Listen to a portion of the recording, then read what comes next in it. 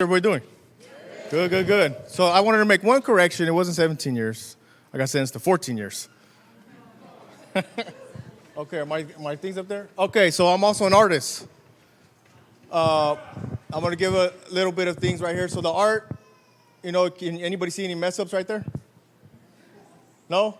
Not really, right? Well, there were some parts in here that I really messed up. And I'm not going to point them out to you.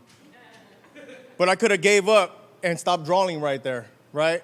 And it wouldn't have turned out to what it was, right? So, like she was saying, my life before was drugs, gangs, all that. These are some old pictures of me when I was young. I'm up there and somewhere over here. And so at 17 years old, I came from a dysfunctional family, all kinds of drama. 17 years old, I got arrested for first degree murder, gang enhancements, and I thought my life was over. That was me at 17 years old.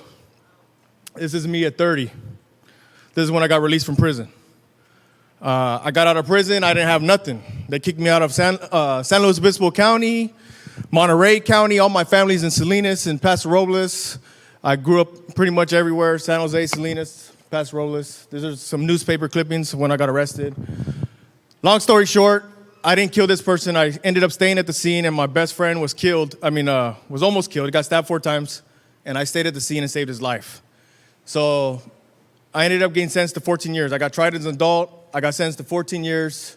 You can see some of the newspaper clippings. And making it for me was like a wake-up call for me. Even though I didn't do this, I had been living a lifestyle that put me in situations like this, and it was time for me to change. I started reading the Bible. Gave my life to God. I'm not perfect, but I try to do the best thing that I could do now. And this is one of my favorite things. You can't see it too good, but that frog is choking the hell out of whatever that stork or whatever that thing is, right? And I kept that on my locker in my prison cell when I got it. I got it like on my 6th or 7th year, the rest of my term. And I told myself, no matter what, I'm not going to quit. I'm not going to give up. And I'm going to change my life somehow. Right here it says, do not gloat over me, my enemy. Though I have fallen, I will rise. Though I sit in darkness, the Lord will be my light. And that's like the little devil with me and all the little years that I did in prison, my old gang life. But I was going to rise, right? And so I had this saying, if it's meant to be, it's up to me. So I started going to school from lockdown, a little tiny cell, probably like this size, this little square right here. I did everything in there, that little cell. Sometimes I didn't shower for a year, right? It was bad. All the riots, gang stabbings, all kinds of stuff going on, lockdown for months, years.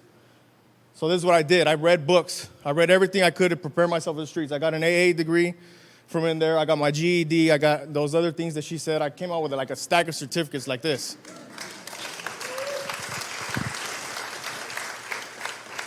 I got out, and like I said, I had nowhere to go.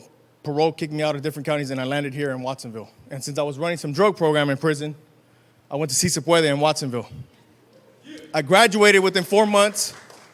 Parole was so amazed. My parole agent cried on me. He said he didn't never see nobody do the things I've done since I've been out of prison.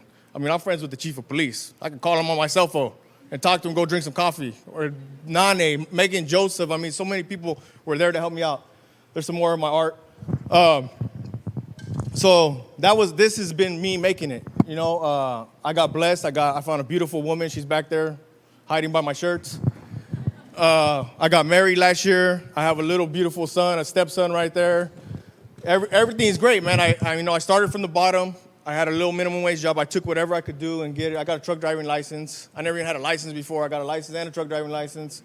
Got the drug and alcohol counselor certifications. And I just built my way up from $8 to $10 to little jobs, whatever I could do. And finally, I got a break at the homeless shelter. And I became the case manager there, working with probation and parole and running the whole AB 109 program there. This June, I just got off parole. June 26th, I got off parole. I did 3 years of parole.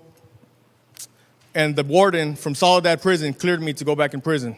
And within 3 weeks, I went back into the prison. And I went and talked to all my old friends that were still in there and got to share with them some hope, that they can make it out and they could do something better with their lives. And so this is like when I didn't have a job, I started making T-shirts. Those are some of the T-shirts back there. And I started selling them out of the trunk of my car or wherever I was at. And those are them. That's a little D-boy collection for me. I bring my friends now to schools and places. The blue and the red, that's the chief of police, right? Me. That's another friend of mine that had been busted for murder from L.A. and he's totally changed his life. He's going around speaking everywhere now, too. So, like I said, I bring my friends now, and we go to schools. Next, in 2 weeks, I'm going to Watsonville High School, and they give me the freshmen every year for 2 whole days. I bring all my friends from different, that's my wife, my sons, when he was first born. I bring all my friends, and we go and tell them the truth, and hopefully, I get stacks of letters from the kids telling me how they changed their lives, how they're not going to be involved in gangs, how they're going to do a different path and go to college and stuff like that. So for me, that's a beautiful thing, and to see it, to be able to affect somebody else's life and for them not to lead down that path. My little brother last year was going to get 16 years in prison. The judge heard of how good I was doing out here. He asked me to write him a letter, and I wrote him a letter. They sentenced my brother to 1 year in jail and sent him to Se Puede. He's working full-time at the homeless shelter now with me, and he's doing great. He's been clean probably over 2 years. That other one was a picture of my family, my brother and sister. There's a lot more of us in Salinas, but that's the first time we've all been able to be together at a Christmas in probably 15 or 20 years. And these are some of my friends when I go to the schools, elementary schools, the high schools, that I take with us to go talk and make a difference. So like I said, if it's meant to be, it's up to me. And I try to spread that hope to everybody. I like this little thing. It says, when I stand before God at the end of my life, I would hope that I would not have a single bit of talent left and could say I used everything you gave me. Thank you, guys.